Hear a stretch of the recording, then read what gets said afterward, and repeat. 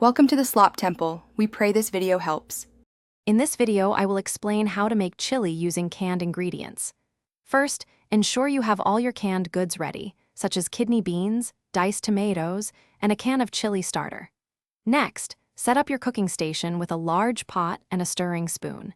We'll cover the simple process of combining these items to create a delicious meal quickly and efficiently.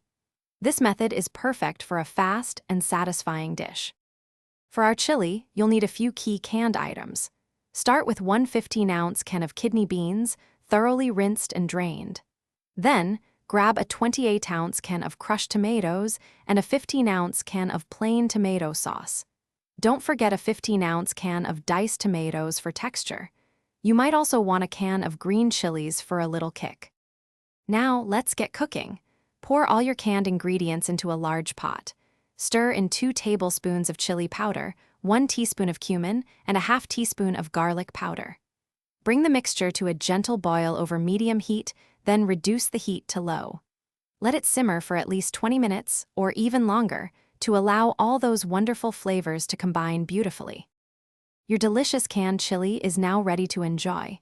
Serve it hot in bowls, perhaps with a sprinkle of shredded cheddar cheese or a dollop of sour cream. Feel free to customize it with your favorite toppings like chopped onions or crackers. For variations, try adding different beans or a pinch of cayenne pepper for extra heat.